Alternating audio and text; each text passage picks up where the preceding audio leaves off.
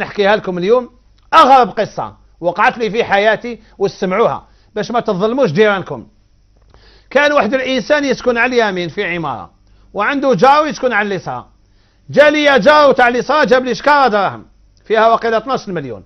قال لي يا شيخ ماذا بك اديها لجاري واعطيها له بلا ما يفيق بلي انا اللي عطيتها له، اعطي له صدقه بلا ما يفيق.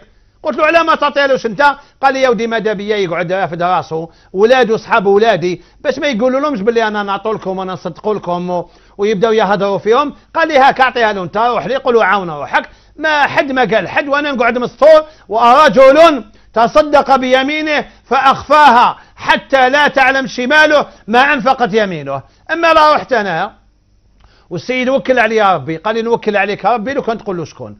رحت انا لهذاك السيد دقدقت له، اعطيت له هذاك المبلغ كبير، قلت له هاك عاون روحك.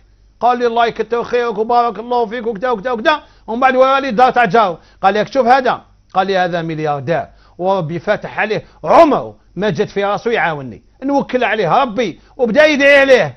انا حصلت السيد قال لي نوكل عليك ربي ولو كان تقول له بلي انا، واعطيت له كلمه تاع الصح باللي مستحيل نتجبدوا.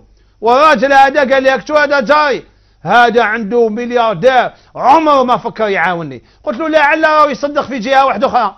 قال لي كيف يصدق للناس وينسى جاره؟ ماشي ربي وصي على الجار، ماشي جبريل وصى على الجار، ماشي النبي وصى على الجار. يعني حصلني كيف ندير؟ نسكت هاو يبغض جاره، نقول له الحقيقه الاخر راني خذيت عليه المواثيق والعهود. هذه قصه راني نحكيها لكم باش انسان ما يظلمش، ما يقولش فلان ما يصدقش. شحال من خطا يقول لك راك شو هذاك وليد حومه عمرنا ما شفناه يصدق. انعم لازم ما تشوفوش يصدق، لان الصدقه لازم يمدها سرا ما تسمعوش بها. لو كان تبداو تسمعوا به يصدق راهو معناتها رياء وسمعه.